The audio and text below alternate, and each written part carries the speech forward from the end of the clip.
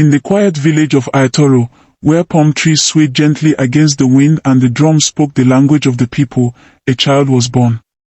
Her name was Adunni. She was raised by her mother, Mama Sod, who carried both strength and sorrow in her eyes. From the time she could speak, Adunni asked about her father. And each time, her mother whispered the same words, "He is gone, my child, gone to the ancestors." But even without a father, Adunni's spirit was bright. She danced at moonlit festivals, splashed in the rivers with other children, and filled the village with her laughter. The elders often said she was born with fire in her soul. Yet beneath her joy, a silence lived in her heart, the silence of a father she had never known. As the years passed, Adunni's mind grew restless. She was never satisfied with small answers or simple paths. She read by the glow of oil lamps, holding tightly to every page of knowledge she could find. Her dreams became larger than the boundaries of Ayatoro.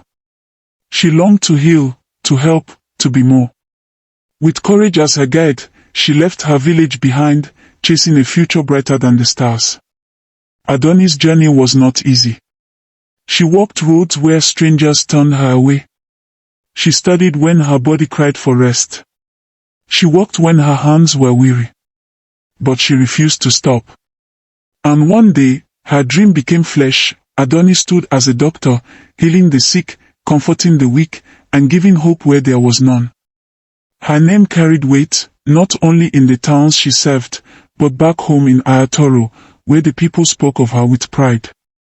When the news came that Adunni would return to the village for her wedding, the air itself seemed to celebrate. The women dyed cloth in bright red and gold. The drummers tuned their talking drums. Palm wine flowed freely, and the hunters brought meat for the feast. Children danced in the dust, shouting, "Adunni is coming home."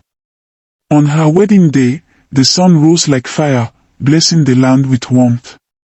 Adunni glowed like a river goddess, dressed in coral beads and shining fabric, her beauty dazzling every eye.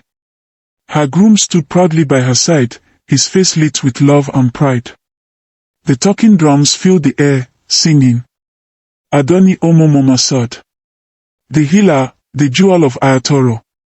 The village was alive with joy until a sound cut through the celebration. Ko! Ko! Ko! A knock at the door. The drums fell silent. The dancers froze. All eyes turned toward the wooden doorway. And there stood a man. Tall, weary, his clothes torn from long journeys, his eyes heavy with stories untold. He stepped into the light, and his voice shook the room. "Adunni, my daughter." The crowd gasped. Mama Soda's hands trembled, her tears spilling before her lips could form words. Adunni's chest tightened. Her voice cracked as she whispered, "My father." The man's eyes glistened with both pain and hope. He had been gone for years, lost to hardships and distant roads. He had been silent when he should have spoken, absent when he should have stayed. Yet here he was, standing in flesh and blood on the day his daughter was to become a bride. Mama Sod sobbed. "I told you he was gone. I thought I had lost him forever." Adunni looked from her mother to the man at the door. In his face, she saw herself. In his trembling voice, she heard an echo that had lived in her heart all her life. Her wedding beads rattled as she stepped closer. Her lips trembled as she whispered again, "My father."